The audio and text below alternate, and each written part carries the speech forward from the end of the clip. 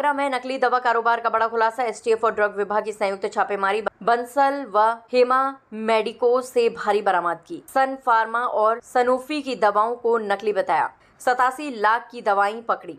Bill मात्र 10 लाख का। Grey market में 1:10 के अनुपात से हो रही थी सप्लाई। हेमा मेडिकोज मालिक हिमांशु ने दी 1 करोड़ रिश्वत की पेशकश। रिश्वत के तौर पर दिए गए 1 करोड़ रुपया बताया जा रहा है हवाले का। रिश्वतखोरी पर एंटी करप्शन एक्ट में मुकदमा दर्ज। आरोपी हिमांशु अग्रवाल गिरफ्तार। अब तक लगभग 2.5 करोड़ की रिकवरी। छापेमारी जारी। कई गोदाम और लोकेशन सील। बड़े रैकेट की जांच पड़ताल शुरू। मेरठ, एटा, बस्ती, आगरा, मैनपुरी, कानपुर की औषधि विभाग। देखिए, सूचना प्राप्त हो रही थी कि नकली दवाओं का कारोबार बृहद स्तर पर उत्तर प्रदेश में आ रहा है, जिसके अंदर आगरा जो है मेन रूप से फाइंड आउट हो रहा था। उच्च अधिकारियों के द्वारा एक संयुक्त टीम का गठन किया गया, जिसमें एसटीएफ को और ड्रग विभाग की तरफ से मेरे को नामित किया गया। हम लोग पिछले एसटीएफ के साथ मिलकर पिछले 15-20 दिन से इसकी एक पूरा जो मॉड्यूल था उसके ऊपर हम काम कर रहे थे। जब हम लोगों को ये कंफर्म हो गया कि कौन कौन लोग इसके अंदर इन्वॉल्व हैं, तब ये छापेमारी प्रारंभ की गई, जिसके अंदर मैं मुख्य रूप से बंसल फार्मास्यूटिकल्स, बंसल और आपका हेमा मेडिकोज के नाम ऊपर के सामने आए।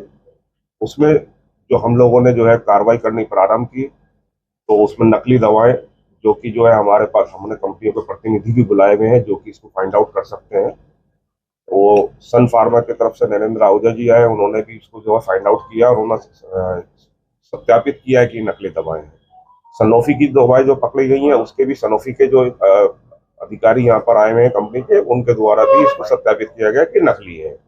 नकलियों का सत्यापन होने के बाद जैसे ही हम लोग अपना सीजर की कार्रवाई कर रहे थे, तो ये हिमांशु नाम का लड़का है जो हेमा का मालिक है, उसके द्वारा हमको रिश्वत देने का प्रयास किया गया। 1 करोड़ रुपए की उसने हमको रिश्वत देने का कहा एसटीएफ के इंस्पेक्टर साहब को, और हमको शर्मा जी ने जो है तुरंत उसकी सूचना अपने उच्च अधिकारियों को दी। लखनऊ से जो है तुरंत कॉल आई कि इसको जो है सीज कीजिए और इसको जेल भेजिए। उसी के क्रम में कल इसके खिलाफ जो है एंटी करप्शन में मुकदमा कायम कराया गया है। अभी भी जो है जो सीजर की कार्रवाई है वो कंटिन्यू चल रही है, और इसमें अभी तक की जो रिकवरी है, जो हमने टेम्पो से पकड़ा है वो 87 लाख रुपए की है, जबकि उसके ऊपर जो है वहीं से आपका चेन्नई से जो बिल आया है वो मात्र 10 लाख रुपए का है, यानी कि 10 लाख के बिल के ऊपर दवा आई है 87 लाख की। यही हम लोगों को सूचना थी कि ये 10% बिलिंग के ऊपर मतलब 1:10 का रेशियो बनाकर जो है 1 को 10 करके बेच देते हैं, और उसी को जो है ग्रे मार्केट के अंदर डाल देते हैं। इस तरह से जो है ये सारी सूचनाएं जो है प्रमाणित हो रही हैं, और जो 1 करोड़ रुपए की रिकवरी हुई है उसमें एंटी करप्शन अधिनियम के तहत मुकदमा कायम किया जा सका। हिमांशु को अभी गिरफ्तार कर लिया गया है। किन धाराओं में गिरफ्तारी हुई है? अभी केवल एक धारा, अभी केवल जो है भ्रष्टाचार निवारण अधिनियम के अंतर्गत हुई है, क्योंकि अभी कार्रवाई प्रचलित है और लगातार चल रही है। अभी तक की जो आपको रिकवरी है वो कल लगभग 2.5 करोड़ रुपए की रिकवरी हो चुकी थी। अभी भी भारी मात्रा में, मतलब इतने भारी मात्रा में वहां पर गोदाम के अंदर दवाएं हैं कि उसको हम खुद नहीं समझ पा रहे हैं कि इसमें से मतलब क्या, पूरा का पूरा गोदाम इंटैक्ट भरा पड़ा है। अभी भी 5-6 लोकेशंस जो है वो सीज की हुई हैं। जब ये हेमा का काम मतलब जो है इसका जो है संपूर्ण हो जाएगा तो नेक्स्ट कार्रवाई प्रारंभ होगी। ये माल आया था चेन्नई से, कहाँ सप्लाई किया जाना था? देखिए, ये चेन्नई से जो माल आया था, इस पे एक बड़ी इंटरेस्टिंग बात यह है कि इस पे बिल जो मिले हैं वो लखनऊ की फर्मों के मिले हैं, और माल बरामद हुआ है आपका बंसल के गोडाउन के नीचे से। जो अभी तक की जो हमने पूछताछ की है, आपका जो टेम्पो का ड्राइवर था, उसके द्वारा बताया गया कि फरहान नाम के कोई व्यक्ति है जो इसको उतरवाता है, और जो पूरा का पूरा रैकेट है जिसका पूरा अभी खुलासा किया जाना, चूंकि वो संभव नहीं है, क्योंकि अंडर इन्वेस्टिगेशन है। और किसी भी चीज का अगर जो कुछ होता है तो उसका इम्पैक्ट मतलब हमारी इस पे रेड पे पड़ सकता है। तो वर्तमान में इससे ज्यादा मेरे ख्याल से डिस्क्लोज करना अभी तक ये क्लियर हुआ कि दवाइयां नकली हैं, नशीली हैं या कॉपीराइट है? देखिए, ऐसा है कि सनोफी के जो अधिकारीगण आए थे उन्होंने जो है प्रमाणित कर दिया है कि दवा नकली है, और इसमें सबसे बड़ी बात यह है कि बारकोड स्कैन हो रहा है। जैसी वो स्कैन हो रहा है वैसी कंपनी के लाइव डाटा पे जा रहा है।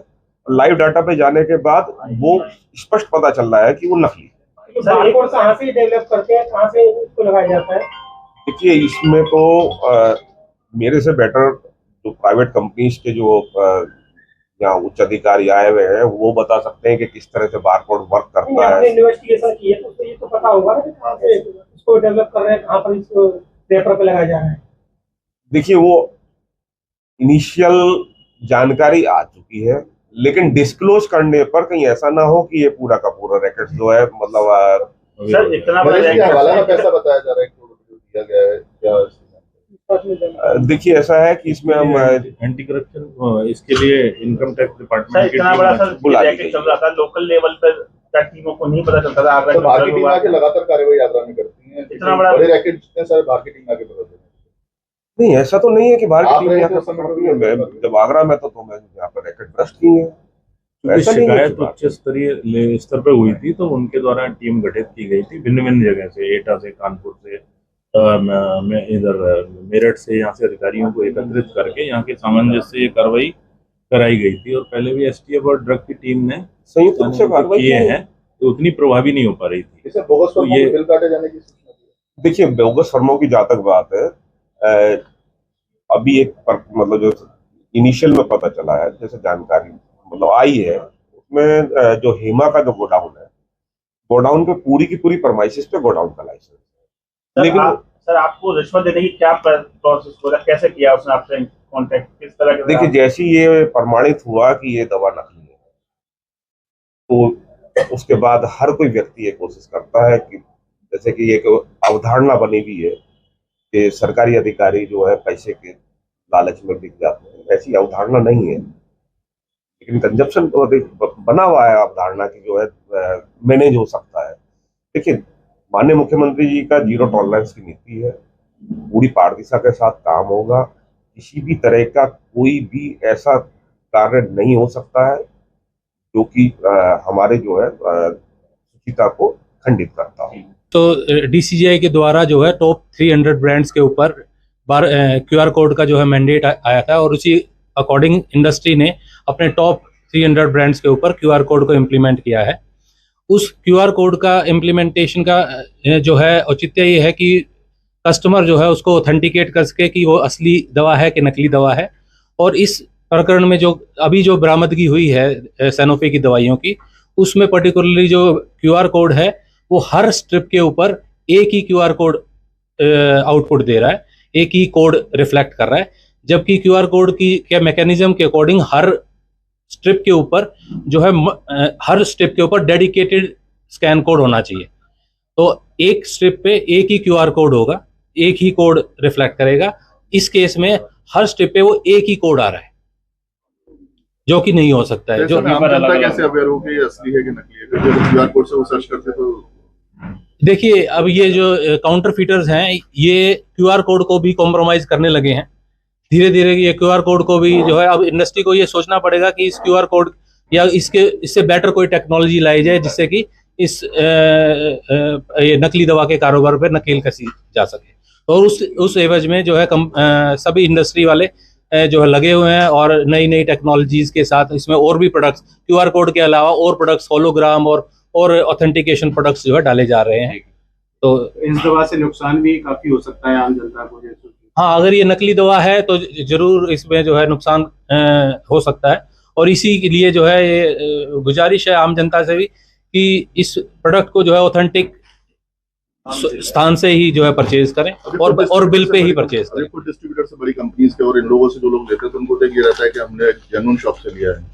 नहीं, जो अभी तक की जो प्रक्रिया है उसमें नजर आई है, ये लोग जितने भी है ये सोर्स कर रहे थे, ये किसी भी ऑथराइज स्टॉकेज से सोर्स नहीं कर रहे।